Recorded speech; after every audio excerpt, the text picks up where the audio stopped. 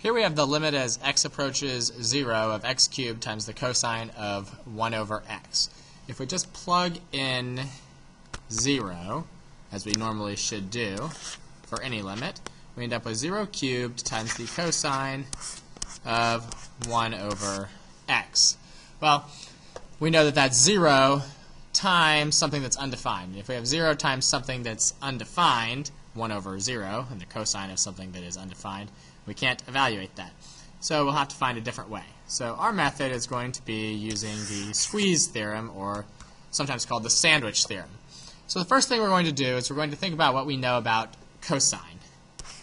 And the cosine of any angle, our angle being 1 over x, always is between positive 1 and negative 1. It's always true, no matter what. That's the range of the cosine function. So our next step will be to try to get x cubed times the cosine of 1 over x inside of our inequality. So we could do that by multiplying all three pieces of our inequality by x cubed.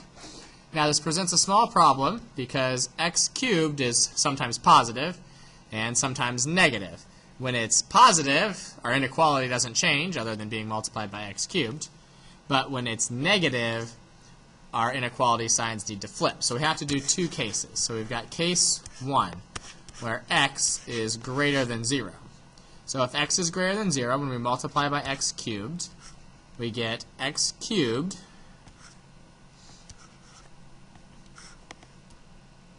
negative x cubed, is less than or equal to x cubed times the cosine of 1 over x is less than or equal to x cubed. And here we can evaluate the limit, but only from the right of all three of our functions. The reason we can only do it from the right is because all of our x values are greater than 0.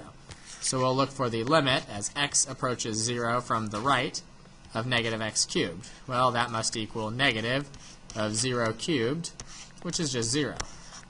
And then we'll look at the limit as x approaches 0 from the right of positive x cubed. Well, that's just 0 cubed, or 0. And so, by the sandwich theorem, or the squeeze theorem, whichever you prefer to call it, that means that the limit as x approaches 0 from the right of x cubed times the cosine of 1 over x is also equal to 0. Now, for our second case, case 2, we have x being less than 0. And when x is less than 0, all of our inequality signs flip. So we multiply by x cubed, giving us negative x cubed is greater than or equal to x cubed times the cosine of 1 over x is greater than or equal to x cubed. Again, we've got the function that we're interested in sandwiched or squeezed between two other functions. So now in this time, we will do the limit as x approaches 0 from the left, because all of our x values are less than 0, so we have to come from the left-hand side, of negative x cubed. And once again, that's 0. And we'll find the limit as x approaches 0 from the left of x cubed, and once again, that's 0 cubed, or just 0. And therefore, by the squeeze theorem, the limit as x approaches 0 from the left of x cubed cosine of 1 over x is also equal to 0.